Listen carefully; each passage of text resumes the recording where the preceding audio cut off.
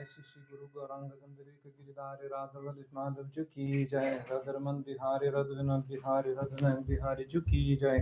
श्री गोविंद गोपीनाथ की जय। राधा दामोदर श्याम सुंदर गोकुल नंद राधरमन जी की जय। कृष्ण बलराम महाराज की जय। नित्य पृष्ठ ओम विष्णुपाद स्तोत्र सत श्रीमद् भक्तिवेदांत नारायण गोस्वामी महाराज की जय। ओम विष्णुपाद परिव्राज कचर्य स्तोत्र सत श्रीमद् भक्तिवेदांत मधुसूदन गोस्वामी महाराज की जय। नित्य पृष्ठ ओम विष्णुपाद स्तोत्र सत श्रीमद् भक्ति प्रज्ञान केशव गोस्वामी महाराज की जय। पृष्ठ ओम विष्णुपाद स्तोत्र सत श्रीमद् भक्तिवेदांत वामन गोस्वामी महाराज की जय। पृष्ठ ओम विष्णुपाद स्तोत्र सत श्रीमद् भक्तिवेदांत त्रिविक्रम गोस्वामी महाराज की जय। पृष्ठ ओम विष्णुपाद स्तोत्र सत श्रीमद् भक्तिवेदांत स्वामी महाराज की जय। पृष्ठ ओम विष्णुपाद स्तोत्र सत श्रीमद् गौरगोविंद महाराज की जय। पृष्ठ ओम विष्णुपाद स्तोत्र सत श्रीमद् भक्ति प्रज्ञा श्रीमद् भक्ति वेदांत स्वामी महाराज की जय। श्रीमद् गौरगोविंद महाराज की जय। श्रीमद् भक्ति प्रमोद पुरी गोस्वामी महाराज की जय।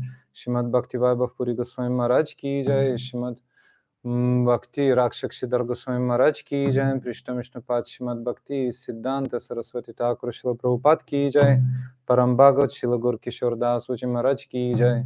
सप्तम गोस्वामी सच्चिदानंद शिल भक्ति विनोद ठाकुर की जय। वैष्णव सार्वभौम शिल जगन्नाथ दास जी महाराज की जय। श्री रूप सनातन भट्ट रघुनाथ श्री जीव गोपाल भट्ट दास रघुनाथ गोस्वामी प्रभु की जय। स्वरूप दामोदर राय रमानंद दी श्री गौर परिषद वृंद की जय। नमाचार्य शिल हरिदास ठाकुर की जय। प्रेम से कहो श्री कृष्ण चैतन्य प्रभु नित्यानंद श्री अद्वैत गदाधर शिवसदी श्री गौर भक्त वृंद की जय। अनंत कोटि वैष्णव वृंद की जय। समाप्त गौर भक्त वृंद की जय। निताय गौर प्रेमानंदे हरि हरि बोल। अज्ञानतिमिरान्धस्य ज्ञानाञ्जना शलाकया चक्षुरुन्मिलितं येन तस्मै श्रीगुरवे नमः। गुरवे गौरचन्द्राय राधिकाय तदालये कृष्णाय कृष्णभक्ताय तद्भक्ताय नमो नमः। वाञ्छकल्पतरुभ्यश्च कृपा सिन्धुभ्यैव च पतितानं पावनेभ्यो वैष्णवेभ्यो नमो नमः। आनन्दलीलमय विग्रहाय मुदिविचविसुन्दराय तस्मै महाप्रेमरसप्रदाय चैतन्यचन्द्राय नमो नमस्ते। नित्यानंद नमस्तुभ्यं प्रेमानन्दप्रदायिने कलोकल्मषनाशाय जन्मपतये नमः। अजनुलम्बितभुजो कनकवदातो संकीर्तनाय कपितरो कमलायताक्षो विश्वम्भरो द्विजवरो जुगधर्मपालो वन्दे जगत्प्रियकरो करुणावतारो। कनकजलादगत्रो नीलशोणब्जनेत्रो मृगमदभरबालो मालतिकुन्दमाला तरलतरुणवेशो नीलपीताम्बरेशो स्मरनिभृतनिकुञ्जे राधिका कृष्णचन्द्रो। तवैवस्मि न जीवमि त्वया विना इति विज्ञाय राधे त्वं न मां चरणन्तिके। नमो भक्तिविनोदाय सच्चिदानन्दनामिने गौरशक्तिस्वरूपाय रूपनुगवरायते। श्रीकृष्ण चैतन्य प्रभु नित्यानंद श्री अद्वैता गदाधर श्रीवासादि गौर भक्तवृंद। हरे कृष्णा कृष्णा कृष्णा हरे हरे हरे राम राम राम हरे। First of all, my unlimited Dandavat pranams to lotus feet of Srila Gurudev, Nitya Lila Pravishta, Om Vishnupada, Stotra Sata Shrimad Bhaktivedanta Narayan Goswami Maharaj, all Rupanuga Gaudiya Guru Varga, and my dear Shiksha Gurus, Om Vishnupada, Stotra Sata Shrimad Bhaktivedanta Madhusudan Goswami Maharaj, Shrimati Krishna Priya Thakurani, also to Srila Bhaktivinoda Thakur, the author of Vaisnava-siddhanta-mala, the book we are going to be hearing from today. Also to dear devotees and guests in Groombridge, also those who are watching us online or in recording. So in the first 2 days of our UK visit in London, we were hearing from Vaisnava-siddhanta-mala, the book by Srila Bhaktivinoda Thakur. And in this book, the whole philosophy of Sri Chaitanya Mahaprabhu is described. So very, very wonderful synopsis of everything Sri Chaitanya Mahaprabhu was teaching. Very blissful also to be hearing every time so many new discoveries So Sri Chaitanya Mahaprabhu entered the line of Sri Madhvacharya, one of the four sampradayas, one of the spiritual schools. So Sri Madhvacharya is the holy teacher who was teaching the doctrine of Shuddha Dvaita, or pure dualism. As soon as you can see Madhvacharya, you can see his two fingers being held like this. He's holding. So two. Everything is clear. Shuddha Dvaita, pure dualism. And as we heard before, we also mentioned that dualism is manifested in a fivefold way. Panchabheda, or the five differences. You remember, Purushottam, number one, which is Ishvara Jiva Bheda, means the difference between the Supreme Lord and the living entity, number one. Jiva Bheda, the difference between the two living entities, two souls. The difference between Ishvara and Matter. Ishvara Jada Bheda, the difference between Supreme Lord and material energy, material objects. And the difference between matter and matter. Jada Bheda, two things, this and this, as we're showing, they're different, although they can unite, but they're, anyway, different two objects. Yes, and? The difference between Ishvara. No, Jiva Jada.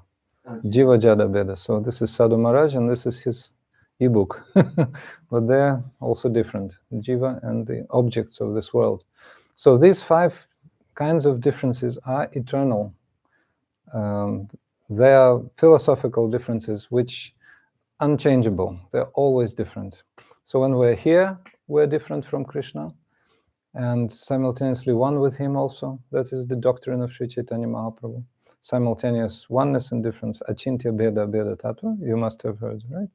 So from the point of view of living entity, the difference is more prominent than the non-difference. And from the point of view of Krishna, then the unity, non-difference, is more prominent than difference. Because he sees all the jivas, all tiny, emanations of the Jiva Shakti, of the energy of the living entity, and sees them and accepts, oh, you are mine, you are my children, like you are emanations of me, right? He sees like this. But we see that we are not God.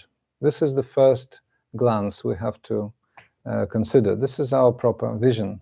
We are not God and we will never become God. So Mayavad philosophy ascertains that we are all God and will become God. That's why, remember, the sannyasis of Shankara Sampradaya, they salute each other, Namo Narayana. They say, Namo Narayana, now you have become Narayana. And I salute you because I'm also Narayana. So this is their vision, but it's completely false. That's why when Sarvabhauma Bhattacharya, the great sannyasi of Shankara Sampradaya, the great Acharya, teacher of Shankara Sampradaya, met Sri Chaitanya Mahaprabhu in Jagannath Puri. He saw, oh, young sannyasi, 24-year-old, and he's so inexperienced in Vedanta that sentimentally he's singing the names of the Lord, you know. So he was thinking, oh, I'm going to teach him Vedanta. So, poor boy, let me explain Vedanta to you. But first, you remember, then he became a devotee. Mahaprabhu converted him. So he became one of the very devoted followers of Mahaprabhu. But what I wanted to mention, that when he first saw Mahaprabhu, he saluted him and said, Namo Narayana. But Mahaprabhu said, Krishna Matirastu. Let your consciousness, let your attention be towards Krishna. Krishna Matirastu. This is a very common blessing. I also got this blessing from our Pujapat Madhusudan Maharaj one time. Very valuable, like, let your consciousness be closer to Krishna. This is the proper, position of a devotee. So he is striving for Krishna consciousness. He wants to be a bona fide servant. But Mayavadis are thinking, no, Namo Narayana, so I'm Narayana. So that's why Mahaprabhu answered the salutation of Sarvabhauma, Namo Narayana. He answered, Krishna Matirastu.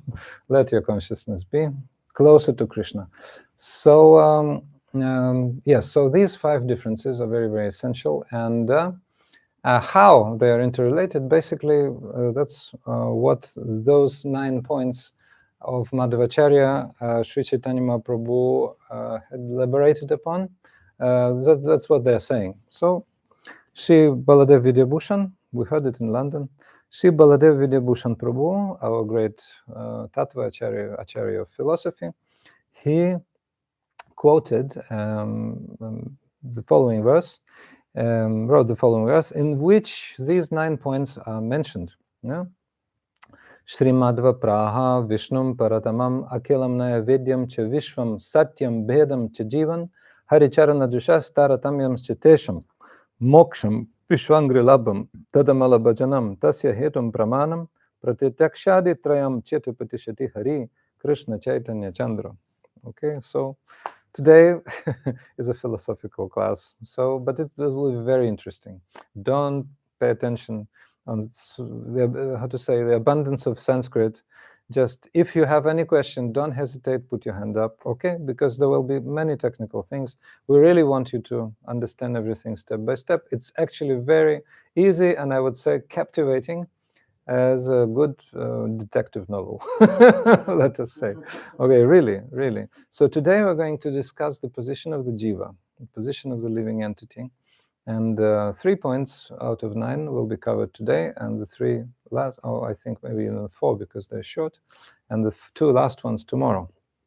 So let us remind, for those who are not watching our broadcasts from London, the first points of Madhvacharya. First of all, name the 9. So the first point, very important, Vishnum Paratamam. Vishnu is the Supreme Personality. Very important, because Mayavadis are saying it's all undifferentiated whole, undifferentiated substance called Brahman, and we, the Jivas, are the same Brahman, but we're covered by Maya somehow or other. That philosophy actually makes no sense. No, our Guru Parampara just demolished it completely. Because if it's absolute, they're absolute. Like we know, Krishna is Parabrahman, he's absolute. So Krishna never can be covered. Can he? No, never. So the Brahman, in the same way as Krishna, also cannot be covered. Cannot be covered. But Mayavadis are maintaining that he can be covered by Maya, and in that case, Jiva manifests. Absolute philosophy, you know. Krishna can never be covered, you know. Like a common village example. How can an egg devour a hen, you know? Cannot. Cannot possible. So in this example, the egg is the product of a hen, right? So Jiva is the product of Krishna's, we know, Jiva Shakti. So how can, and Maya also. So how can illusion cover Krishna? It's not possible. So Brahman is Krishna, right? Para-Brahman. So how can illusion cover Brahman? Okay. You understand everything, Svarna? I find it quite difficult to follow. Okay, so you remember the, how to say, explanation of Brahman, the impersonal manifestation of Krishna. So what the Mayavadis are saying, those people who say that this material world is illusion, and who say that we are meant to melt the absolute whole and lose our individual existence. So in 2 words, this is what Mayavada means. The philosophy of illusion, this material world is illusion, and also illusion can cover Krishna, they say. Illusion can cover Brahman, and in that case, Brahman can become the Jiva, the living entity. You know? So that's the doctrine of Shankara, and specifically in the Mayavada view. So Madhvacharya's first point is that it never can happen. No? Vishnum Paratamam. Vishnu is the Supreme Personality of Godhead. So the Supreme Personality from whom the impersonal aspect is coming. Okay? So then, Akhilamnaya Vedyamcha. The whole purpose of all Vedas and the study of all the Vedas is to know him. We discussed. It's quite easy. So, Vishwam Satyam, number 3. Material world, the material world is true. Because, as we mentioned, the Mayavadis, the followers of Shankara, are saying, Brahman Satyam Jagan Mitya. Brahman, or the supreme truth, is true, and Jagan, this material world, is Mitya, means false. But this material world is true. This is the conception of Madhvacharya. This material world is true. And although it's true, it's temporary. It's like a dream. So when you see a dream, it will end, right? You can dream of your childhood. You can dream sometimes of a future. You can dream of your previous lifetimes, several, versions you can dream of. But in every case, this is something about you. This is the activities of your consciousness, subconsciousness. But that will end. The dream will end, right? And you will be, again, normal person in common, external consciousness. So this is true. The dream is true. We cannot say it's not true, but it's temporary, right? So is everything okay? Understand? Right? More or less. Vaisnava-siddhanta, philosophical principles. Yeah. So 3 out of 9 points we already heard of. That's very important. So we're continuing now. These 3 points, the next ones, 4, 5, and 6, and I think even 7, we'll discuss today. Bhedam cha jivan. The living entities are emanations of the Jiva Shakti, or a marginal energy, and they are different from the Lord. Yes. And number 5, naturally, the Jivas, living entities, are the servants of the Lord. That's number 5. And number 6, some Jivas are classified as conditioned. So those living entities who are eternally established in the supreme abode, they're always serving. This is their position. Yeah? So if we try, or if we become like them, then we're happy in this material world. Certainly there are some impediments, certainly there are some difficulties. No harm, actually we're happy. So the Jivas are constitutionally the servants of Krishna. That is their position. So they can be conditioned when they make a wrong choice, and they look the opposite direction, then they forget Krishna. So then they become conditioned, right? Number 7 is very important. Number 7 is Moksham Vishwangri Labhyam. Means liberation is attainment of the lotus feet of Krishna. Yeah. We remembered the example when Sri Chaitanya Mahaprabhu was in Navadvip when he was young. Have you heard of his pastimes of Sri Chaitanya when he was young? I'm not sure. I don't think so. Sri Chaitanya Mahaprabhu, he's Krishna, but in the role of a devotee. And he was always absorbed in the holy name, and him and his associates. You must have heard? No.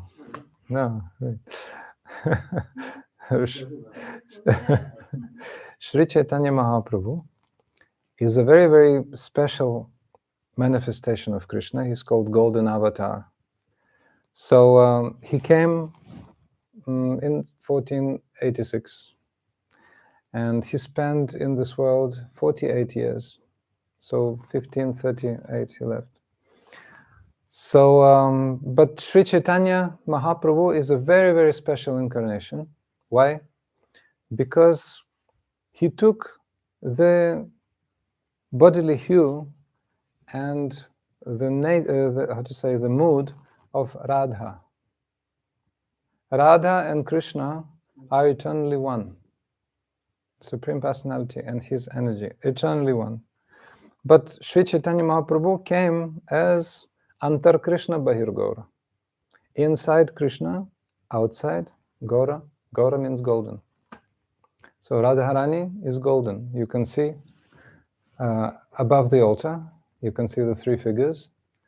So Krishna is in the center playing flute. That is Radha, Lalita, Madhava in Vrindavan, our deity. And Radharani is just next to him on the left. Left of him. Yeah, on the left of him. So Radharani is golden. And Krishna is of Shyam color, Shyama Sundar. Very, very wonderful color. So darkish. But when he came as Sri Chaitanya, then Radharani covered him. So he was crying and he was in ecstatic mood and he was shouting, Krishna, Krishna. And tears from his eyes were sprinkling like from syringes. And he was always, always calling for Krishna. He was in the mood of devotee. So this is Sri Chaitanya Mahaprabhu. So his philosophy, what he was teaching, is in these 9 points. So we're discussing that. We're discussing. So thus Sri Chaitanya Mahaprabhu came, and he also attracted all the living entities of this material world towards the beautiful Krishna. Being in the role of Krishna's devotee, he was always chanting the holy name, Hare Krishna, Krishna Krishna, Hare Hare, Hare Rama, Rama Rama, Hare Hare. So all the jivas, all the living entities, even those in the forms of animals and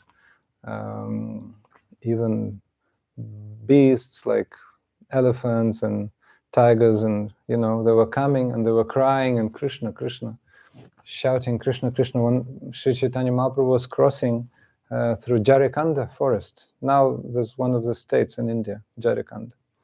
Formerly it was part of Bihar, now it's Jharkhand. So when he was crossing through Jharkhand forest, then all the wild animals who were previously aggressive, like to small animals, they were embracing and kissing those small animals. So tigers and lions were embracing and kissing rabbits and deer and all those who were eating before. So that's the effect of Hare Krishna Mahamantra. The stones were melting. So all ecstatic symptoms were. Immediately the flowers and the trees were blossoming when Mahaprabhu was passing. Mahaprabhu means the great Lord. So that's why he is called Sri Chaitanya Mahaprabhu. All right. Yes? So, Sri Chaitanya Mahaprabhu is like a combination of Radha and Krishna. Ah, yes. Shri Krishna Chaitanya, Radha Krishna Nahi Anya. There's one verse. There's no difference between Radha and Krishna, Sri Chaitanya Mahaprabhu. And there has never been such an avatar combining the Purusha and Shakti, means the Supreme Personality and the energy, in one manifestation. There's never been. There's a very, very specific manifestation. And say Krishna comes once during day of Brahma, means once during the period of 8,640,000,000 years. Sri Chaitanya Mahaprabhu as well comes as rarely. But he comes right after Krishna, only after 5,000 years. That's just after 5 minutes. So Krishna came maybe 5,000, maybe 200 years ago, they say. Mahaprabhu came 1486, so it means already 534 years ago, right? 536 years ago, so 500 roughly years ago. So now is his era, and those who take his conception, those who take his practice, and those who take, try to understand his mood are most fortunate souls. So we're very, very lucky by having taken birth in this Gaura era, it's called, the epoch of Sri Chaitanya Mahaprabhu. So yes, so 6 points we covered, right? So the jivas, the living entities, different from the Lord, okay? And they are emanations of his Jiva Shakti, means energy of this living entities.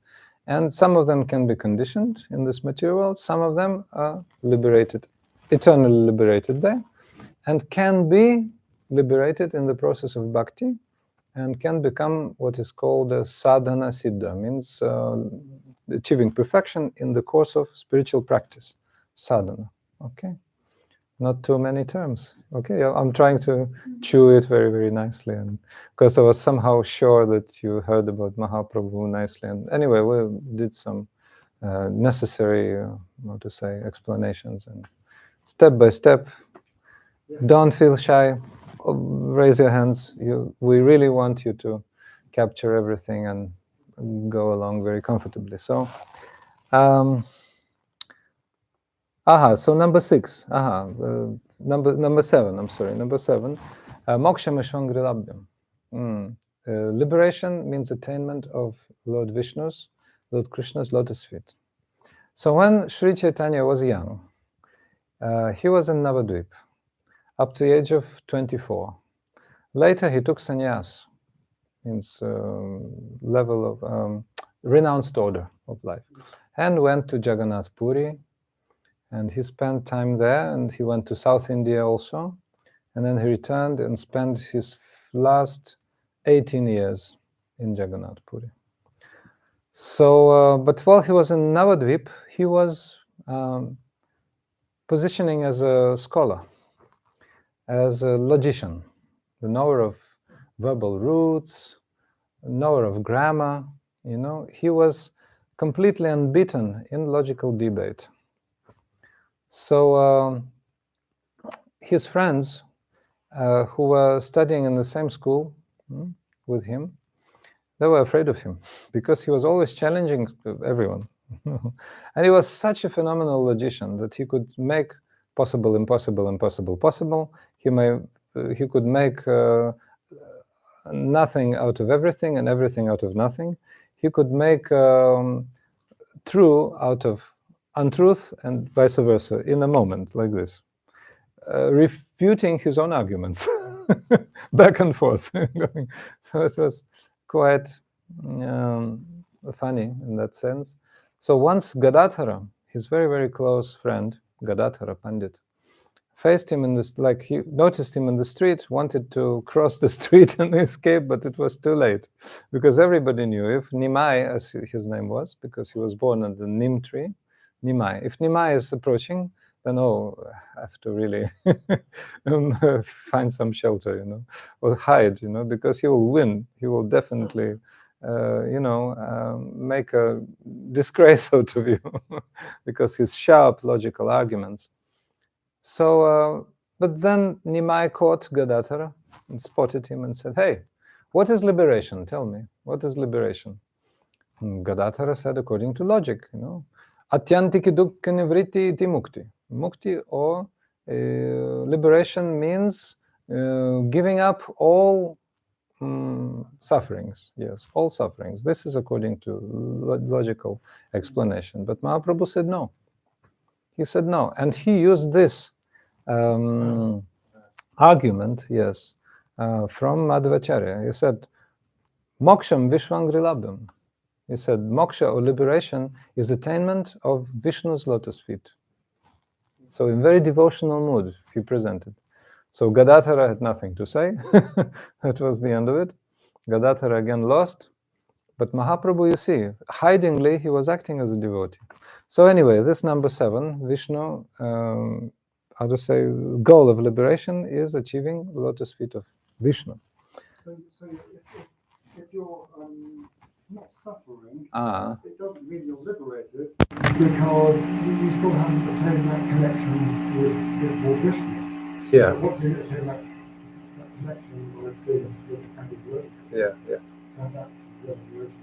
Yeah. Because you can be not suffering without any sort of spiritual connection, sure. Yeah. That's true. So being established in a material life, in karma, we may be not suffering for some time, but that's quite temporary state. It's one thing. Another thing, freedom from suffering is impersonal liberation. That's also true. But this impersonal liberation, when you enter the rays of Brahman, and you, how to say, sort of find spiritual happiness there, this is not complete. Because, for one simple reason, because your soul, Atma, is a personality. And for personality, on spiritual level also, the more so even, rasa or relationship for the spiritual personality of Atma, spiritual spirit soul. Rasa or spiritual relationship is absolutely necessary. Without rasa, without spiritual relationship, you cannot maintain, how to say, ananda or supreme bliss. You cannot maintain. So it's in my book. One quotation I like to repeat each time when we touch this subject by Srila Rupa Goswami. I cannot say the Sanskrit now, but he's saying, if you take Brahmananda or spiritual happiness coming from touching the Brahman or spiritual effulgence of the Lord, if you take that happiness and you multiply the amount of the number of the amount of days in the lifetime of Brahma, which is like terrible amount, because one day of Brahma, as you heard, together with the night, constitutes 8,640,000,000 years, or one day. But if you take the number of his days, means 360 days is 1 year, and years also. So many, I'm a bad mathematician also, that's my problem, sorry, but like terrible. None of the calculators of Earth can, accommodate such number, terrible number.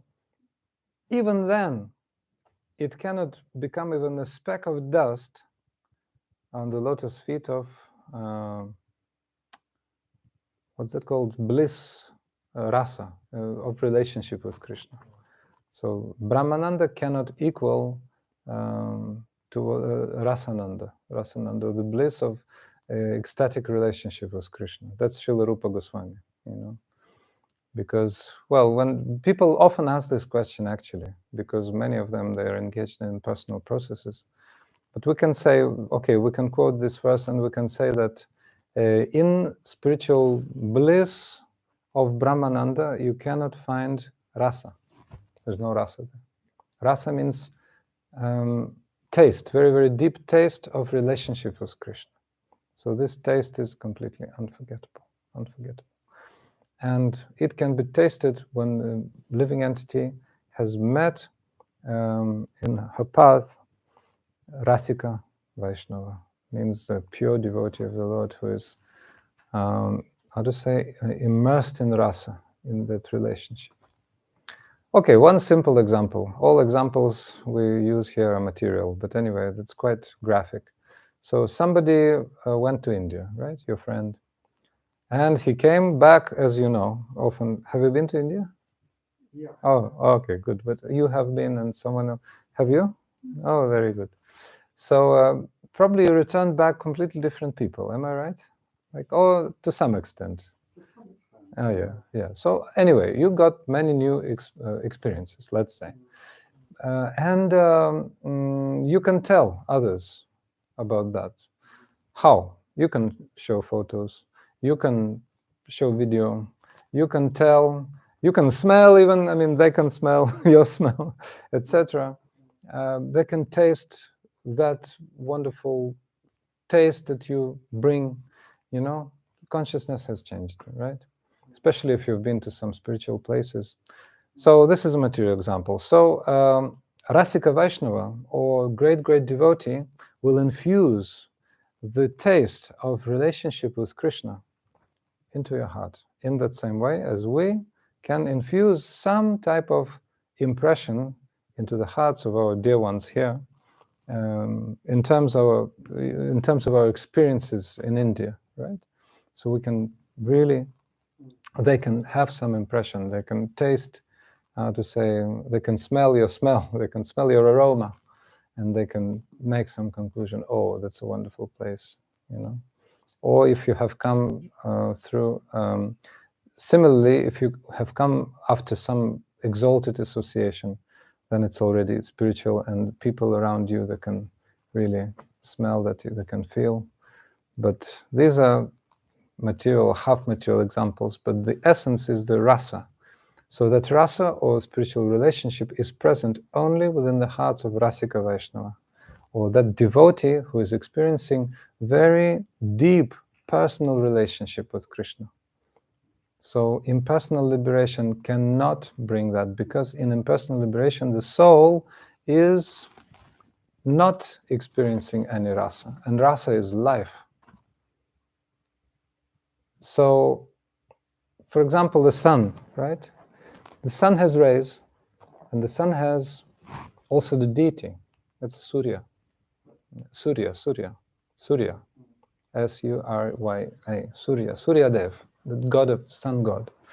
So some people, many people like sunbathing, going to the beach, and very few of them are thinking, oh, actually, this planet is very, very special, and has so many features, there's a disk, etc. Some scientists, they say. And those who are devotees of Surya, many people in India, they do Surya Puja in the morning in order to be healthy.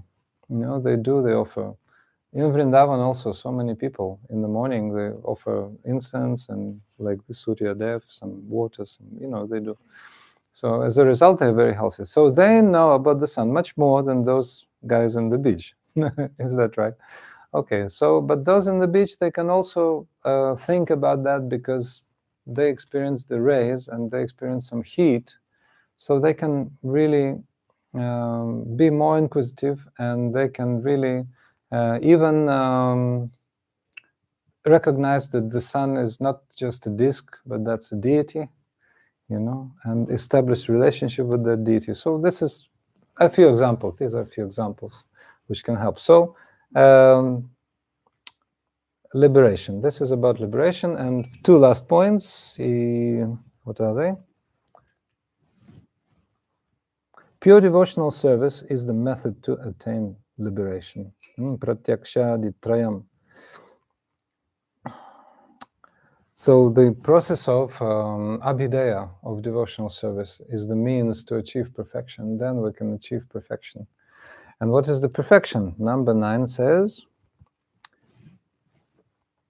so prayojana, or prema or pure love, this is the highest goal. And in order to achieve that, 3 methods are needed. Pratyaksha, anumana, and shabda. Direct perception, logical inference, anumana, and Vedic authority, shabda. So direct experience is very important. We can see the fire. Then seeing means believing. We see this is the fire. I saw it with my own eyes. And also, if there's a smoke coming from out of the corner, around the corner, we can say there's a smoke means there's a fire. So this is logical inference, another thing. Our experience may be false, because we're not perfect. We can see fire, but actually not. This is the mirage. Or we can see the water, I'm sorry. We're thinking it's water, but actually it's mirage.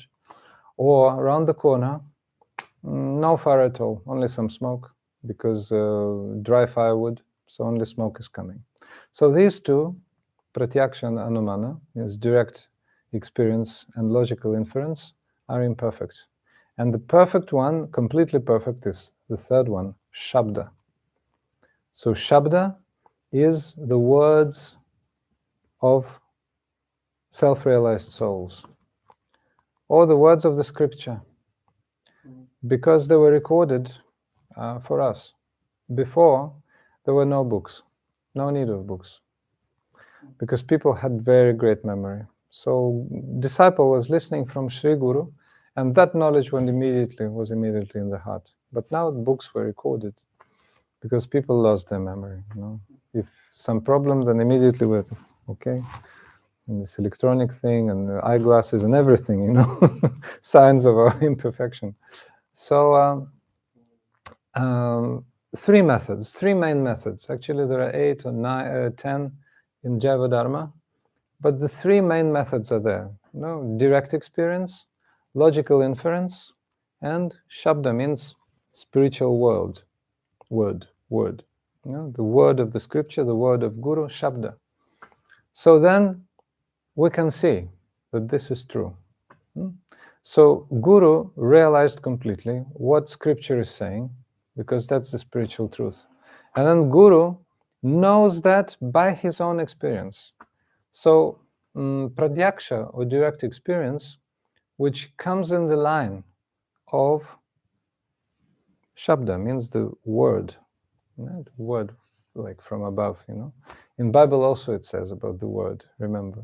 First there was the word, and the word was God. And the word was with God, and the word was God. That is it. It's called shabda. So shabda praman, or the proof from the Vedic sound. This is the best proof, the leading proof. But it has to be, how to say, substantiated by personal experience. So pratyaksha in the line of shabda. Very nice. And why does it have to be substantiated? How? Why? Why? Because personal realization. Right, just for us. Yes. For us to realize it. Remember we were discussing the three, I think in our first meeting here, we were discussing the three features of Guru. The three features of Guru, right? Mm-hmm. So knowledge, right? Renunciation being the two external ones. And the most important, you remember, Purushottam? That he has realized Krishna. This is the thing. This is the thing. Because so many knowledgeable and renounced people, so many, but they may not recognize Krishna as a person even. Or they may want to enter his body as the yogis, Patanjali school, they want to enter Krishna's body, to melt. So they may be knowledgeable in renunciation, they can quote Vedas very nicely, but with their own perspective, their own angle of vision. But the devotees have realized Krishna. This is the main thing. And they know that these words of the Vedas, and most significantly, Bhagavad Gita and Srimad Bhagavatam means the highest scripture, you know, the best Purana. If Bhagavad Gita is just a short dictionary, right, of all Vedas, then Srimad Bhagavatam is encyclopedia, big encyclopedia, in 12 volumes, 12 cantos. Yeah? So Bhagavad Gita in 18 chapters, and Srimad Bhagavatam is 12 cantos, huge amount of books. So Srimad Bhagavatam is Krishna himself, actually. Bhagavad Gita, Krishna's words. And Srimad Bhagavatam is Krishna himself, like literary incarnation of Krishna, recorded by Vyasadeva. So the best praman, or the best proof, is taken from Srimad Bhagavatam. Okay? So this was the introduction to our today's subject. And I hope it was not too dry and too unclear, but if you have any questions, most welcome to ask. And you were asking, I know. So Arna Didi, anything unclear? You ask? No, it's just remembering. Oh, remembering, very good. So you remember the three most important types of proof we've just discussed? Mm-hmm. So direct experience, pratyaksha, anumana, logical inference, and the word of the scripture, the word of Sri Guru, shabda. So main one is shabda, substantiated by pratyaksha, personal experience. He's not speaking idle words. He's not speaking empty words. No, he has realized. He knows what he's speaking about. That's why he is perfect, right? Like a super knowledgeable professor, right? He excellently knows what he's speaking about. You know, youngsters, you know, students, they speculate, this, that. No, shut up, I know. Listen, so he knows. Because experienced, so many times he's done it, you know. So I'll show you how to dig the well. Give me the spade. This way, this way. Okay. So thus Guru teaches the disciple. So personal realization. And remember, I think we were speaking also first meeting, because it was Guru Purnima, that most important part in this process, the point from which everything starts, is Guru, you know, everything. If you have Sadguru, then everything is in your hand. You may still be a bit imperfect. You still may have bad habits. These are the main thing. You have the right, how to say, you're situated in the right vehicle, you know, in the right rocket, you can say, You're the passenger. If you're a disciple, you're a passenger, and you're about to be taken to spiritual world, that way, figuratively speaking. Okay, so we're about to start now. Yes. So you've got this, these three truths. So the highest one seems to be understanding the scriptures. Yeah. And then you've got self-realization of Krishna. Yeah. They're very different things, yeah? Oh, they're interrelated.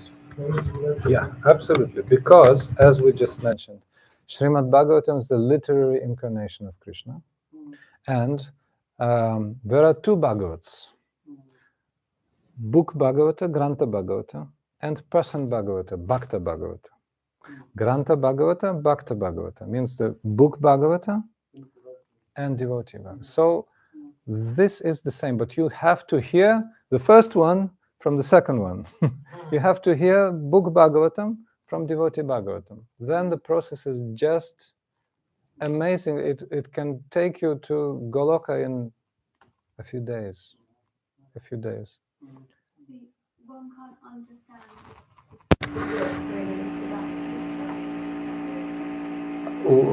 You have to understand the word of the Vedas with the help of Guru, because the Guru has realized the imports of scriptures. Yeah? He knows that is really true because he sees the truth. Yeah. So that's why in the Bhagavad Gita, when you soon reach chapter 4, there's a verse that Vidi pranipatena pariprashnena sevaya uparikshantate jnanam jnaninas tattva darshana. And Krishna is saying to Arjuna, oh dear Arjuna, try to understand the truth by approaching spiritual master, because self-realized souls have seen the truth. So after you approach such spiritual master, you have to do three things. Pranipat, offer obeisances to him, means give your soul, first of all. Then pariprashna, ask questions, proper questions. And then seva, you have to serve. Three things. So by these three things, when you hear Bhagavatam from the lips of Bhagavata, then you get spiritual reality. And the only thing you can do, first you give your heart, you say yes. Like if you're about to be given some pot of nectar, from Nityananda, pot of nectar, from Nityananda. Nityananda we sang about, this is Lord Chaitanya's main associate, and he's the personification of Guru, so Nityananda. So anyway, so if you're about to be given pot of nectar, then you have faith in that nectar. And what is the sign of your faith? You open your mouth. And even if you don't have a cup, or your hand is too much trembling because you're after some addiction or whatever, you cannot hold, and just somebody will hold your head, open your mouth. So the opening of your mouth is a sign of your faith, and like a baby bird, then the mother will give you the whatever, worm, whatever they eat. So the pot of nectar will then be your your treasure.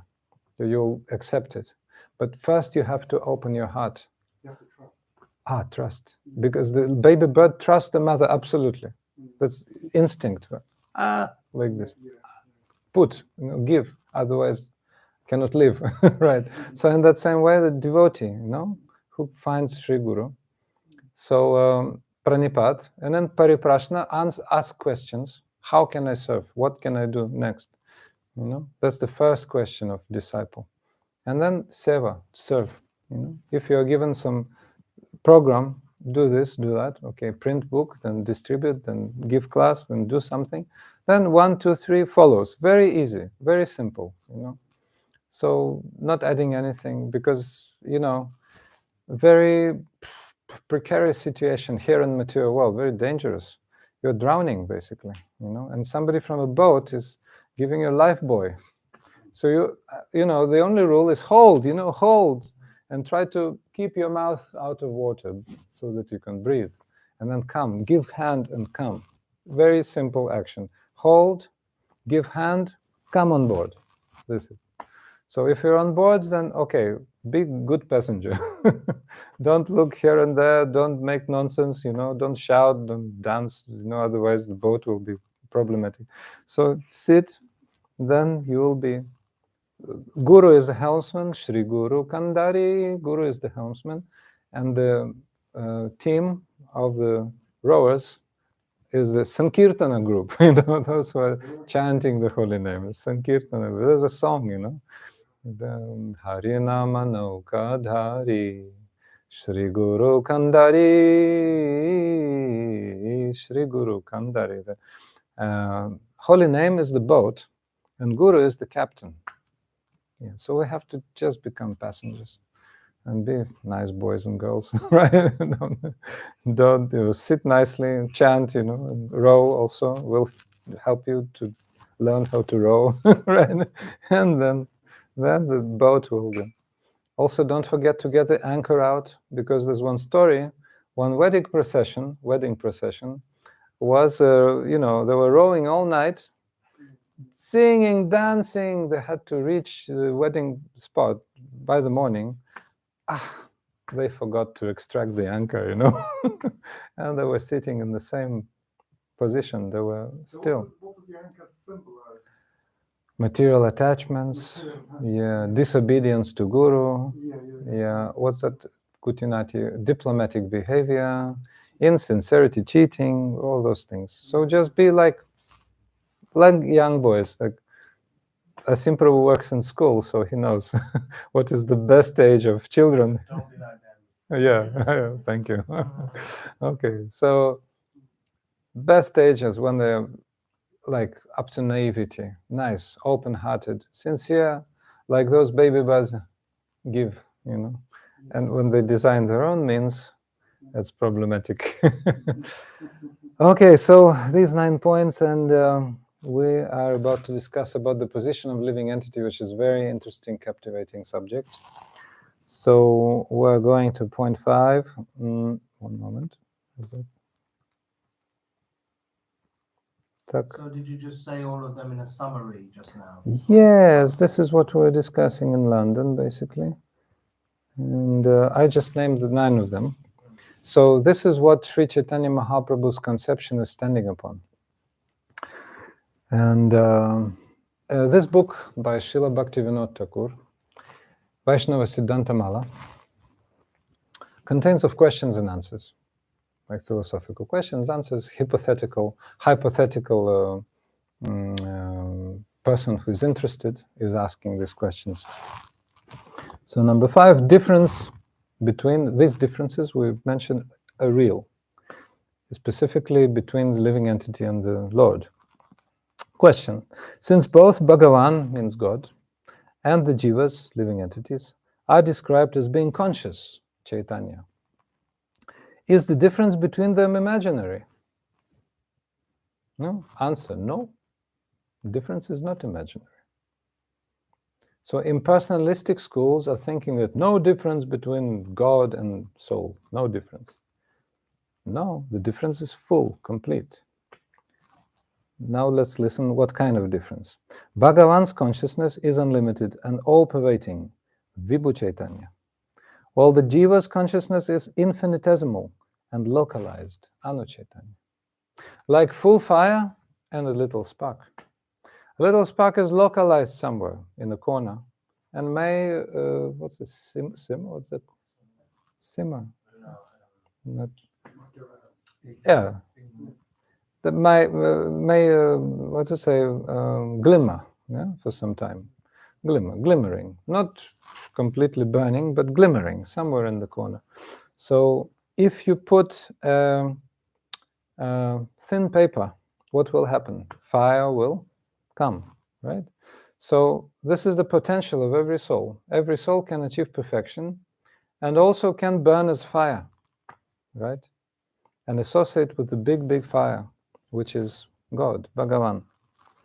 So this difference between them is not imaginary, but factual.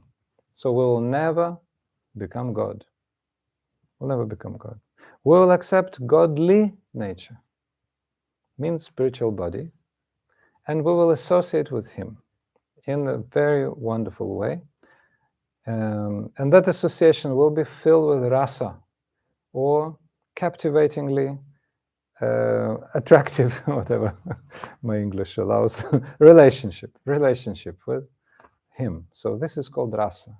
Rasa means amazing. Oh, for the rasa, actually, Srila Bhaktivinoda Prabhupada was using the English word mellow. Mellow. There's a word, we can never say like those languages I know. You can never find one word like this. But in one word, Srila Prabhupada Bhaktisiddhanta Saraswati Thakura was saying mellow means like deep, saturated taste. This is the essence of relationship with Bhagavan. Bhagavan is the controller of his Maya Shakti, means material energy, whereas the Jivas are subordinate to the illusory potency named Maya. Okay? So the Jivas, living entities, they are Anu Chaitanya, means small particles of consciousness. And they have no spiritual strength, which is called Chidbala, spiritual strength. They don't have, they cannot have. But we will have, when we have spiritual bodies, and we'll go to spiritual world, outside of the field of activities of Maya, or illusion, right?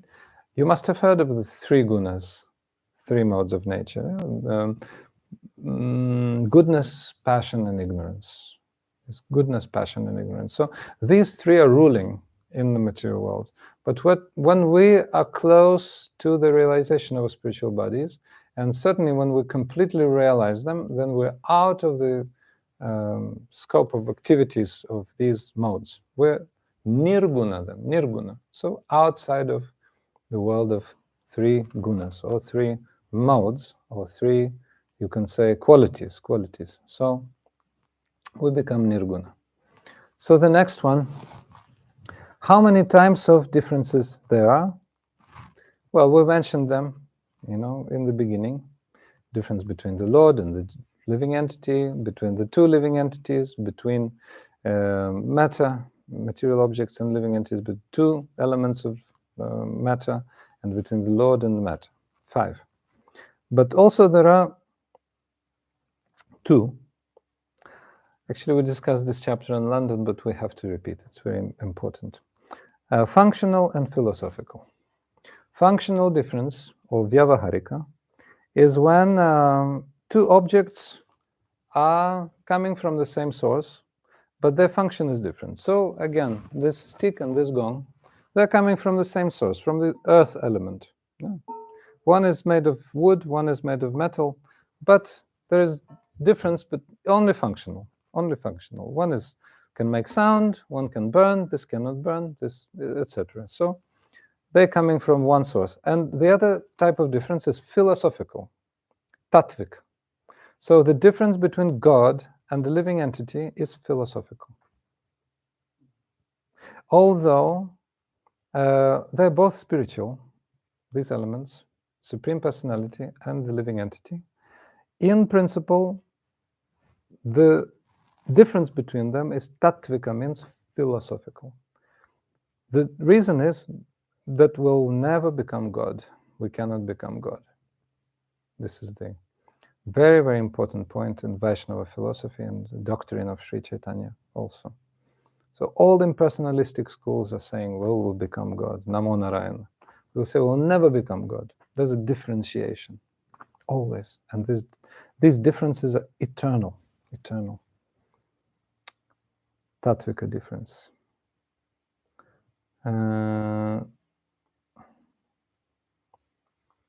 So, since we discussed this chapter in London, I think, we'll start number 6.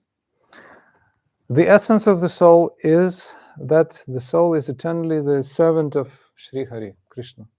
The soul is the servant of Srihari. Question: what is the natural, eternal, constitutional position, Nitya Dharma, of the soul? Answer: the Nitya Dharma of the Jiva is service to Sri Krishna. Question: what is diametrically opposed to that natural state of the soul? Or Vidharma means what is opposed to your nature. Answer: Vidharma is the state experienced when the jiva accepts the monistic philosophy and searches for nirvana, when the soul endeavors for material pleasure or proficiency. So basically, the search for impersonal liberation, one, and the search for betterment of your material condition, karma. So these two. Otherwise, the first point was liberation, impersonal liberation. The second was material and sense enjoyment. So these two, especially the first one, constitute vidharma, or position which is completely opposite to the nature of the jiva, the living entity. Question: why do you call these things unnatural? Answer: the jiva is spiritual, and its nature is also spiritual. That nature is love or bliss. To completely extinguish one's existence, on nirvana, is the main goal of impersonalism, and there is no bliss in this, even they say. Although there is, and there's a term, what's it called? Brahmananda, the bliss of Brahman. But from Vaishnava point of view, there is no bliss even. There's no bliss. Because this is like hellish. You take that you are God, but you can never become God. And that is hellish. And that mentality is already hellish. And the absence of personality of Godhead there in Brahman is quite tragic for the soul. Then the soul has really no shelter. But the soul thinks that this is ananda, bliss, but actually no bliss. That's why Srila Bhaktivinoda is saying here, no bliss, It's a very sacred thing, this very sacred class, because this is the core of all Vaishnava philosophy, Vaisnava-siddhanta. So, in experiencing materialistic pleasure, there must be diminishment of the variegated spiritual happiness experienced by the soul. Obviously, the more you're attracted to the matter, the less you're attracted to spirituality. As we were discussing with my friend Purushottam today. After I returned from Vrindavan, I got and then I started going up again. Stop. I have to keep my consciousness up. Don't look towards this. So when you've been in Vrindavan for some time, then you come so-called home, although Vrindavan is our home, we know. But anyway, we have our home in the UK.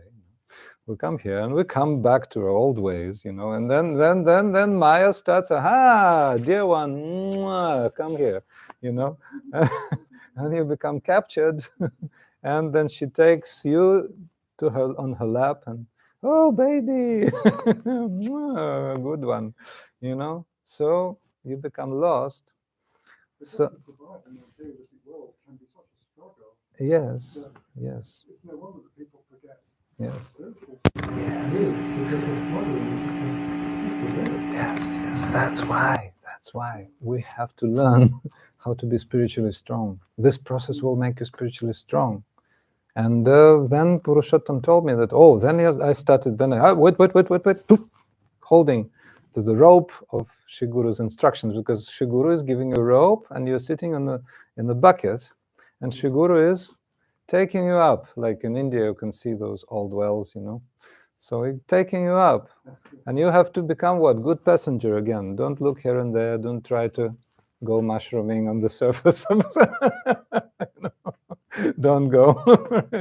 Okay, so have to be strong, and then when you're strong, when you're practicing, you pray to Guru every day, like we're praying for a purpose, These prayers are giving us strength, We're not doing for us, We're going for Guru, and Guru gives us strength, So this is his mercy.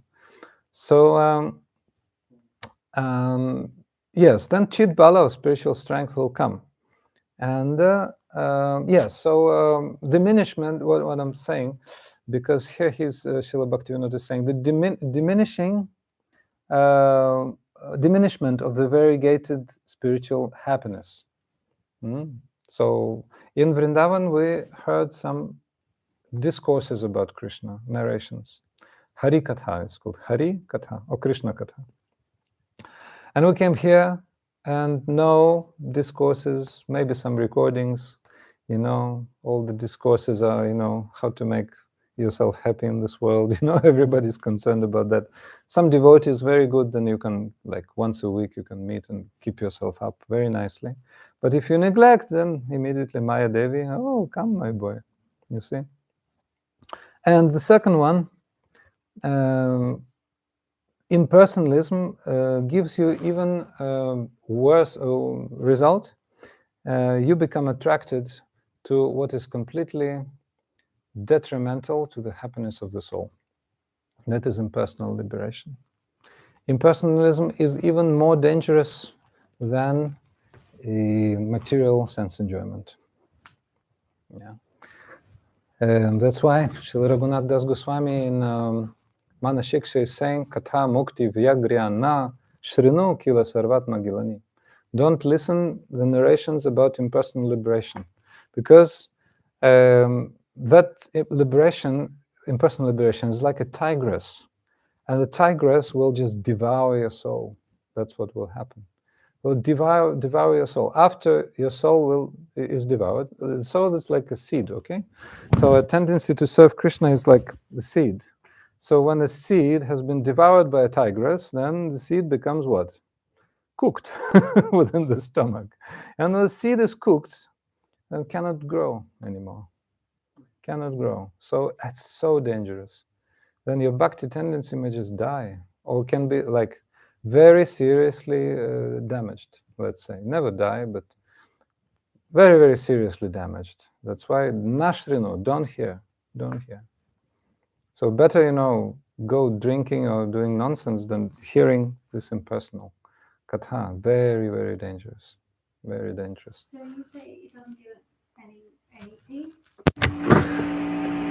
Not even a temporary peace. Temporary, maybe. Going back to Yes, it gives peace. We don't say it doesn't. It's sort of ananda, also Brahmananda. But it doesn't give you a relationship with Krishna. So like you become situated eternally in the rays. Why eternally? Because that's the transcendental substance, Brahman. There's transcendence. It's above all matter, right? But there is no rasa there, no relationship. So peace may be there, but actually, as you said correctly, temporary. Because bhukti mukti siddhi kami sakale ashanta. Who said? Sri Chaitanya Mahaprabhu to Sanatana Goswami, I think.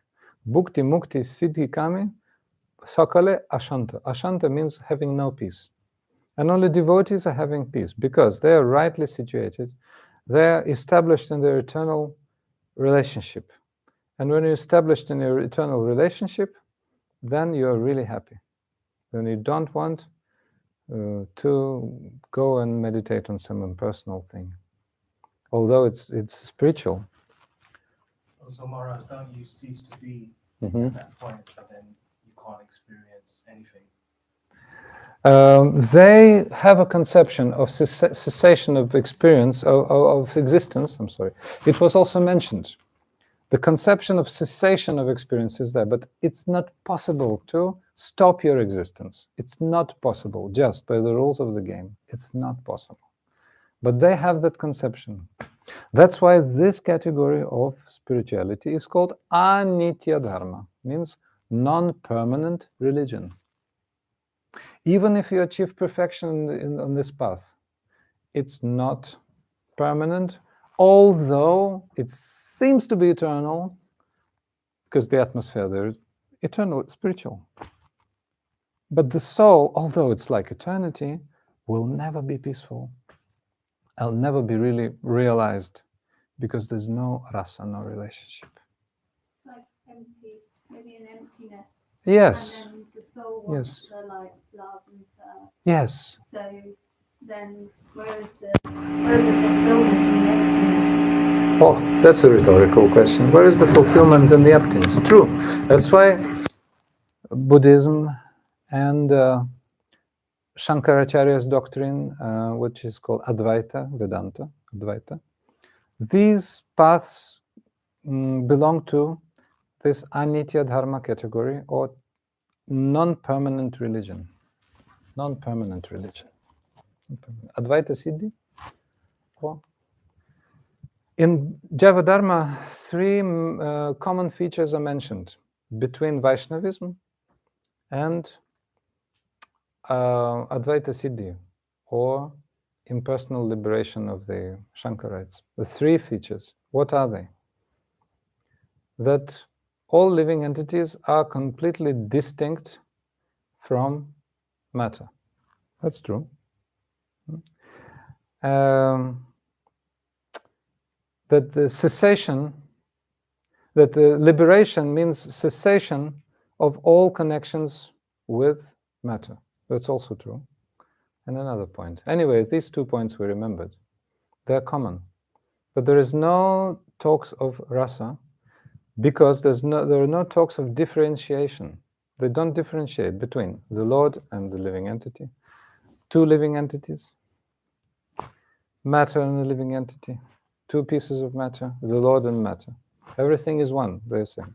So like 99% of everything coming from India nowadays, they say, actually everything is one. You say, have you heard? You must have. Yes. Those guys are saying. Why? Because they're established in that, But actually this is the philosophy of Kali Yuga, which was introduced by Lord Shiva in the form of Shankaracharya. He came as a very, very special incarnation of Shankara. Acharya means holy teacher. And he introduced this doctrine of impersonal, what's Advaita? Monism. Advaita means monism. Everything is one. Right? So you cannot become one with God. You cannot become one with everything else. Cannot become one with matter. Even spiritual matter. There are so many varieties there in the spiritual world. Also the trees, the palaces, the rivers, the everything. How can you become one with that? How? You'll stay Jiva always, eternally. But you'll be liberated Jiva up there. And here you are conditioned. That's the whole difference. There are material rivers, we can, make our health better by bathing, etc., etc. You can walk barefoot on this grass, grass will become more healthy, etc. But this is all material. But over there, all that is related to pastimes of Shishirada and Krishna. All that is full of bliss. The water of Yamuna is the transcendental witness of Krishna's pastimes with the gopis, with his cowherd boyfriends, all the lakes, all living entities, even seemingly inanimate objects like the bell, for example. We have a bell here, in good archana, good standards of worship. We have a prayer to the bell, establishing the bell, O bell, and there's some, prayer to him. Also living entity, transcendental living entity, actually. Etc., etc. So when we're rightly situated from the very beginning, then we will realize our internally conceived spiritual bodies in our practice. That's the path. Seva sadhaka rupena, siddha rupena chatrahi, tadbhava lipsuna karya vraja lokana sarata. By residing in Vrindavan, under the guidance of pure Vaishnavas, we'll have to perform seva, service, both by our body, which is right now visible as a body of a sadhaka, practitioner, and also by spiritually conceived spiritual body, internally conceived spiritual body,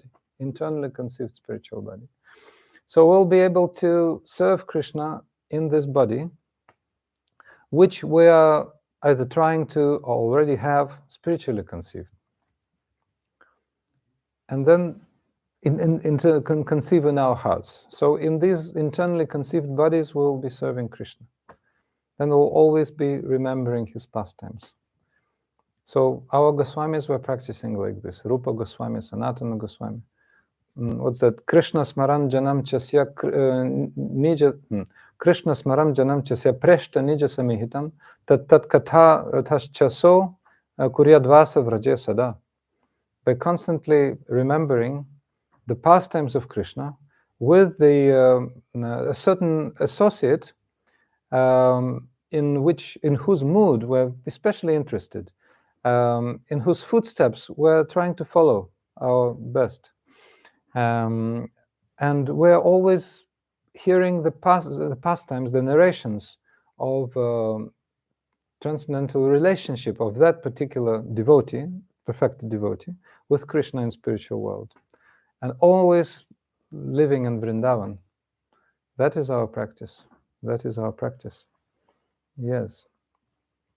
So just a few. Oh yes. When you say living in Vrindavan, then you maybe not everyone can get. So there's only a small place. So you live in Vrindavan in our head. Like doing. Yes. Thank you for your question. I liked your question. So in Vrindavan, we have to be Tadanuragi Jananugami. Means under the direction, under the instructions of perfected souls. Anuragi means those in whose hearts the spontaneous attraction towards Radha and Krishna has awakened. Then we're following their footsteps. They can give very simple instructions. So, bring some firewood for the fire. Go to the market, get some rice, we say in Russian, kartoshka means potatoes, something, bring. And then they will cook something and they will offer the deities, and we will take that after them and after the deities, and we will become so blissful. Then the material world will show to us water in the hoof print of a calf. So insignificant. We're doing, dramas in this world, Romeo, Juliet, oh my God, people jumping from bridges, from skyscrapers, for nothing, just for nothing. But there, we remember the pastimes of Krishna.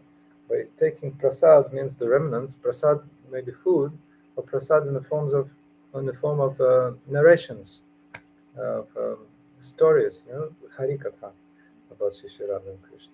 So, that is called Shabda substantiated by Pratyaksha. Means the Vedic word substantiated by personal experience. So they have personal experience and they speak. And what they speak is automatically Shastra, means the scriptures. We can record, that will be scripture. They can quote scriptures, certainly. But what they speak anyway, it's automatically like scripture. So we can record. We can do tape recording also, that will be another type of scriptures. So very, very wonderful, because it's all alive. But they also very, very strictly following the line of the scriptures. They speak authentic narrations from Bhagavatam, from Mahabharata, and all those things. Actually, Bhagavad Gita is the important part of Mahabharata, etc., etc. But what is significant is that their realization, also the songs of the Brijbasis, the songs we sang 2 songs of the residents of Vrindavan. They love Krishna so much, organically, that what they sing, what they speak, is already Shabda, Shastra. Shabda means Vedic sound. And Srila Raghunath Das Goswami is saying, if somebody invites me to some assembly outside of Vrindavan, where beautiful Harikatha is spoken, beautiful narrations of Krishna are spoken, I will not go. I will not leave Vrindavan. I'll better stay in Vrindavan and listen to the empty talks, so-called empty, prajalpa, material talks, so-called material, of the residents of Vrindavan. About cows, about marriages, about harvest, about money, about this, everyday life. Because that is sweet. Why? Because everything is related to Krishna. Everything related to Krishna. They have never graduated from any college, any university. They have never graduated from any, great academical institution. Why? Because they don't need. They have something all academicians of the world are really lacking. Means prema, pure love. That's what they have. And they don't they're drowning in that, and most significantly, Krishna is drowning in that. Krishna is very eager to hear what they're speaking himself. Yes, it's so attractive, so attractive. So just a few last lines. I mean, no resident of Vrindavan is ordinary, but I mean, we're not just talking about somebody who's like living in Vrindavan, but somebody who's actually in spiritual Vrindavan. Yes, yes, for sure. Tadanuragi Jananugami, but the mood of Srila Raghunath Das Goswami in this verse, and Prabodhananda Saraswati Pad also in other verses, that I will never leave Vrindavan. So much love for Vrindavan he has that he's ready to listen to Prajalpa, means empty talks even. But certainly, from the point of view of practitioners, it's very essential to hear from those who are realized Radha and Krishna, and then in the line of devotion in the mood of Vrindavan. So for us, this is necessary. Raghunath Das Goswami has his own mood. So doesn't Mahaprabhu also show in his pastimes that whenever he sees a river, he thinks, oh, that's the river. Yeah. And he sees one hill, he thinks that it's the Govardhan. Then he sees a cow. So this idea that Vrindavan is a place, it's not localized, but at the same time, there is also an aspect of that is travels with. Yeah, absolutely. So when Sri Chaitanya Mahaprabhu in the second stage of his life was in Jagannath Puri, he was periodically taking the places in Puri as Vrindavan. So he was seeing the ocean and he was jumping into the ocean, thinking that was Yamuna, black waters of Yamuna. He was seeing yellow dunes on the bank of the ocean, and he was jumping there and embracing them, thinking they're Govardhan, Giriraj Govardhan. So like this. And he was embracing some stones, thinking they're Govardhan. So not thinking, actually they were, because Mahaprabhu was there. Our Gurudev, Srimad Bhaktivinoda Goswami Maharaj, had a community in California, Badger. So in Badger, he saw, or they showed him, stones which were like Govardhan, a holy hill, Govardhan, Krishna lifted on his pinky. So Gurudev said, yes, let's perform Govardhana Puja. Let's perform the worship of Govardhan. And that set of stones, group of stones, or the big rock, whatever, became Govardhan instantaneously. Because pure devotee wanted that. That became Govardhan. Then the devotees arranged for so many baskets and everything else, as it was typically happening in Govardhan, in Vrajamandala. So the whole festival was performed. And yes, pure devotees like this, like Srila Gaur Kishore Das Babaji Maharaj. Somebody was telling him something about government, but he couldn't hear government. He said, oh, Govardhan. like this. Never hear government. He said, Govardhan. You see? So that depends on the consciousness. All right. So yeah, some last points. What will remain for the soul if both materialistic happiness and impersonal nirvana are considered worthless? Then what to do? Answer. What remains is the blissful nature of the self. Okay, that is blissful nature. We removed the two impediments, sense enjoyment and impersonal liberation, and then what remains is the joyful nature of the soul itself. Those two previously mentioned types of happiness are merely artificial impositions upon the soul. The realization of the soul's natural blissful essence is not a material imposition. Question: what is a genuine happiness? Answer: real happiness is the pure state of the spirit soul, free from any relationship with matter, and its pure state there is a cultivation of the soul's inherent devotional service to Krishna. This is the blissful nature of the soul.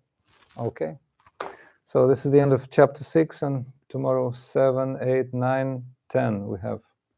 Actually, we'll try our best. I think we'll have to omit the last ones, the pramanas, but we mentioned briefly. So Shri Vaisnava-siddhanta-mala ki jai, Sachidananda Thakura Bhaktivinoda ki jai, Rupanuga Gaudiya Guru Varga ki jai, Paramaraditam Guru Pad Padma ki jai, Nitai Gaur Premanande. Haribol. Any more questions? When you specifically ask questions, then people become a bit pressed, So, but if there are questions, most welcome.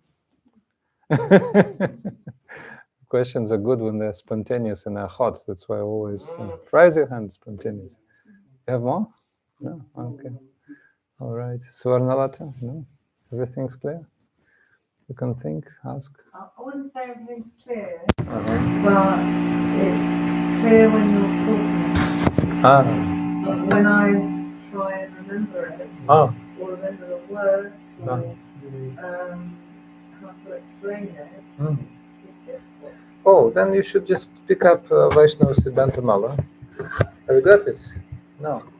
I can send it to you in PDF, for example, when you read it. And just remember what we're talking about. Very easily here in ebook. So just questions, answer questions. It's a very easy format. But some deep philosophy. So that's why we're chewing it together, When we're taking prasad together, chewing, we're relishing the taste and discussing how sweet it is. That's what's going on. That's why these seminars are very, very sweet. So I'm very, very happy that also you're discussing Bhagavad Gita, because in this process, as we were saying, matter is very strong.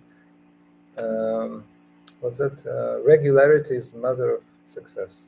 Regularity. When you do regularly, in any, teaching, anywhere, you see, music, whatever.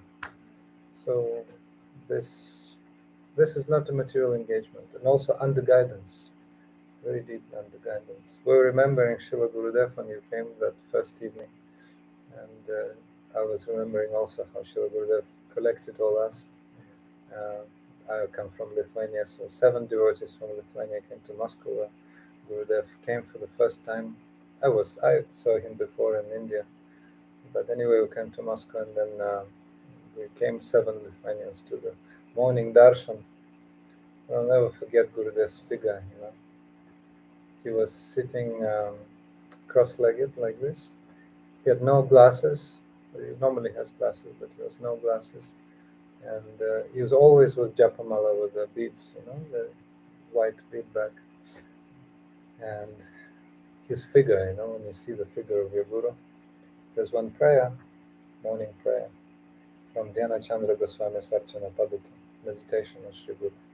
Prata Shriman Navadvipe, Dvinetram Dvibhujam Guru, Varabha Pradam Shantam Smaretam Nama Purvakam. I meditate, early in the morning, I meditate on Sri Guru. Prata Shriman Navadvipe, situated in the Navadvip, the place where Sri Chaitanya Mahaprabhu was born. Dvinetram Dvibhujam, having 2 eyes and 2 arms. Varabhaya Pradam Abhaya. He is fearless, and he is bestowing fearlessness to everyone. Shantam, completely pacified. Sri Guru Varabhaya Pradam Shantam Smarat Nama Purvakam. I remember his name. Why 2 eyes? Because he can see transcendental truth. He is the transparent media between this world and the transcendental world. So he can see. And 2 arms he's giving with 2 arms. Like Lord Nityananda, he has his 2 red palms, 2 arms down. So he distributes it all. Mahaprabhu shows like this, or like this. But Nityananda, 2 arms down, 2 arms always down. Gadadhar also not 2 arms down. But Nityananda is the only one who has 2 arms down, and he distributes, he gives mercy. Even to those who cannot hold the pot, he gives the pot. I'll provide you with the pot. Okay, you just hold. Oh, you cannot hold? Okay, open your mouth. Hold it. I cannot hold anything. Open your mouth. nectar. Right. So Srila Gurudev told us when we went to. So I remember the figure of Srila Gurudev. Then Gurudev told, you regularly meet and discuss all the established truths. That's tattvas. Guru tattva, Gaura tattva, Nityananda tattva, Bhakti Tattva, Prema Tattva, Jiva Tattva, everything. And you pointing at me. Write me emails. How you're doing? There was no Facebook at that time. So I was writing Gurudev. I'm very happy. Gurudev was saying his most, how to say, characteristic phrase was my heartly neologism. My heartly blessings to you. My heartly blessings. So heartily actually somehow we say that. So my heartly blessings to you. My heartly blessings to you all. This is just reminiscence from Guru Purnima. Remember Sri Guru, because by his grace we are able to. Somebody was asking me, you were asking me to sing Jaya Jaya Sri Guru on Guru Purnima day, and I said, okay, delayed. So today I will give my debt to Asim Prabhu and everyone. So that will be the song Jaya Jaya Sri Guru, Prema Kalpataru. Which page is that? You say?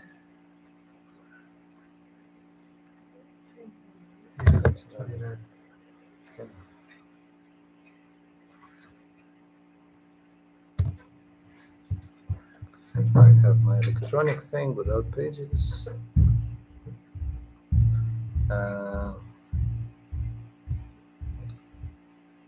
Vaisnava-Das Prabhu, the author, is singing, all glories to Sri Guru, the desired tree of Prema, whose manifestation is most astonishing. With effulgent moonbeams of knowledge, he destroys the vast darkness of ignorance in the heart. His eyes are the abode of bliss. Seeing a person as fallen as me, this personality voluntarily gave me Harinama, the holy name, even without my asking.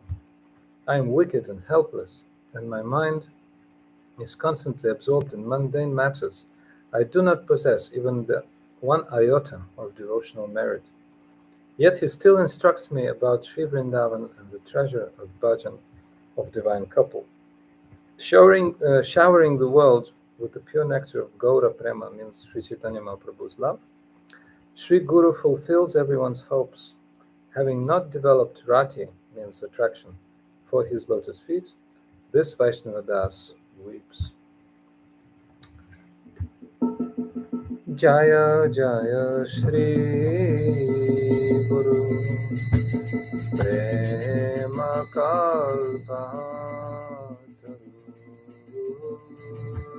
Jaya Jaya Shri Guru Prema Kalpataru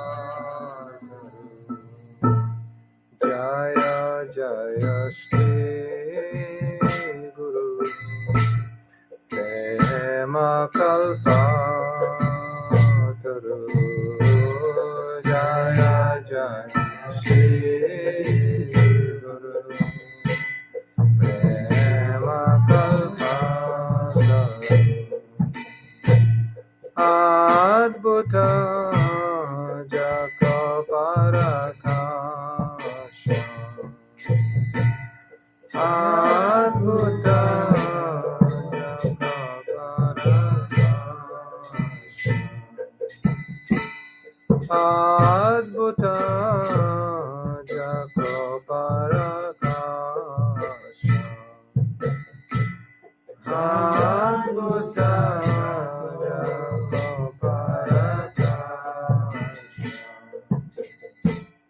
Iyaya Geyana Timira Varagyana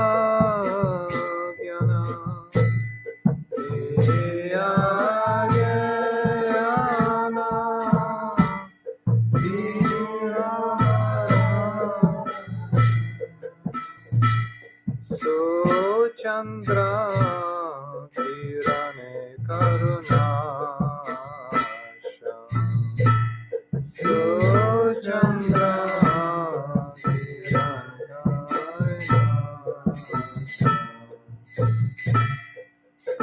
Ihalochan Anandadhama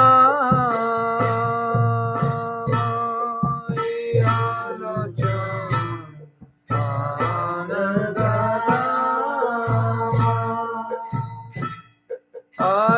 Chito me moheno Potito heri jo pahu Aja chito moheno Potito heri jo pahu Jachi de Yala Harinama Jachi de Yala Harinama Jachi de Yala Harinama Jachi de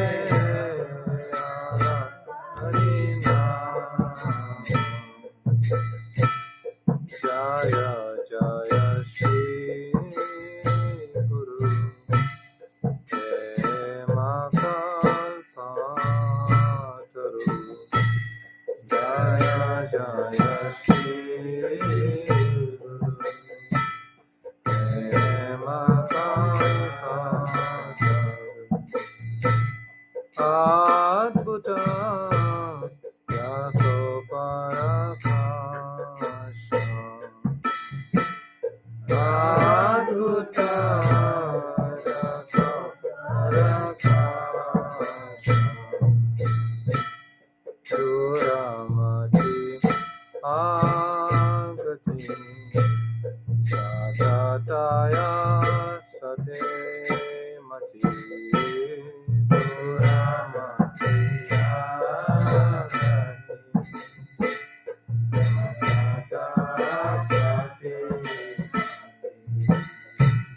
Nahi Sukriti Lavalesha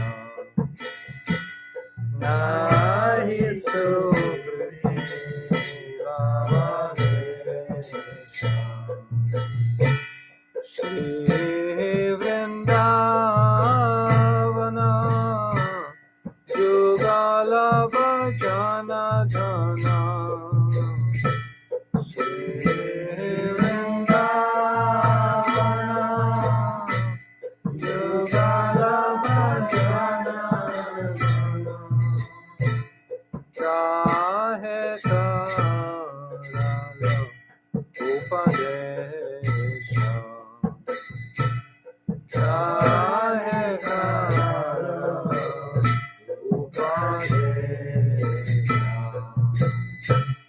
Jaya Jaya Shri Guru Prema Kalpataru Jaya Jaya Shri Guru Prema Kalpataru Adbhuta Janko Parasha Parakasha Adbhuta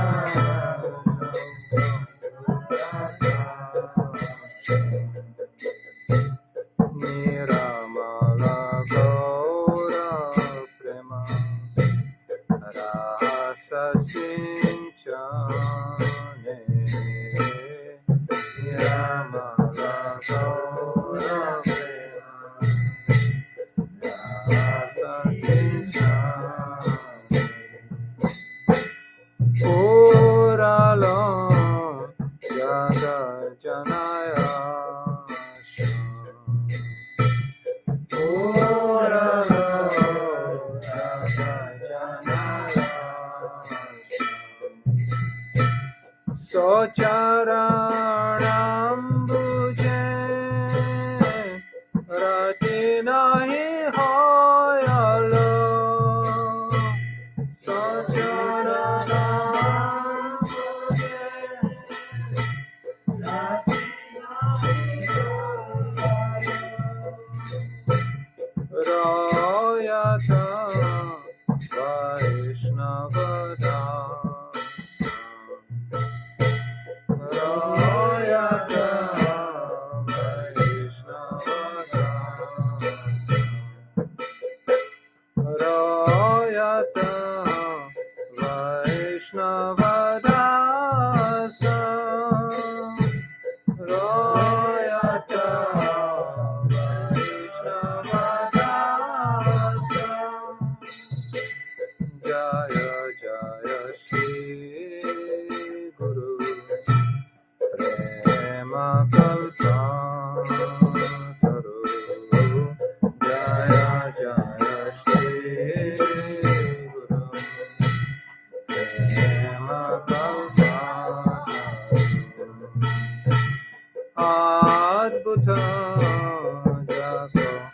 Parakasha Adhuta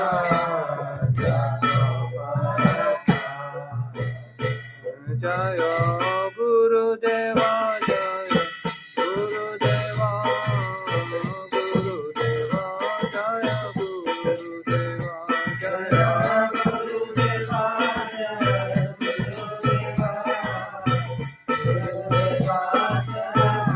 Jaya Jaya Gurudev Gurudev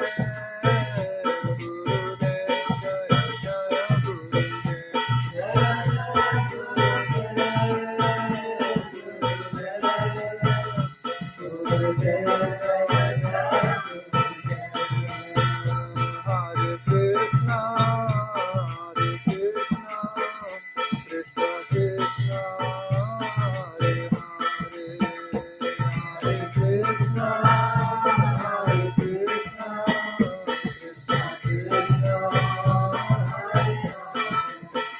Hare Rama, Hare Rama, Rama Rama, Hare Hare, Hare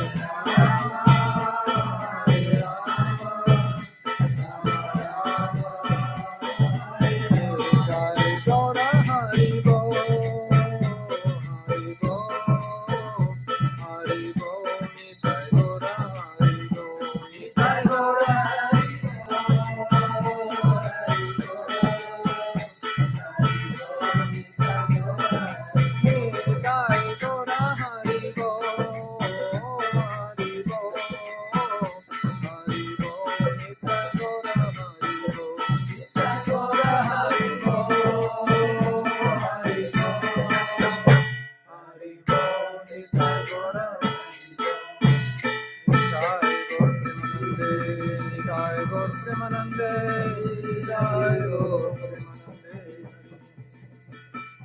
Shri Vaisnava-siddhanta-mala ki jai, Satchitananda Thakur Bhaktivinoda ki jai, Rupanuga Gaudiya Guru Varga ki jai, Paramaraditam Guru Pad Padma ki jai, Shri Chandrika Kunj ki jai, Shri Radha Madan Mohan ki jai, Nitai Gaur Premanande.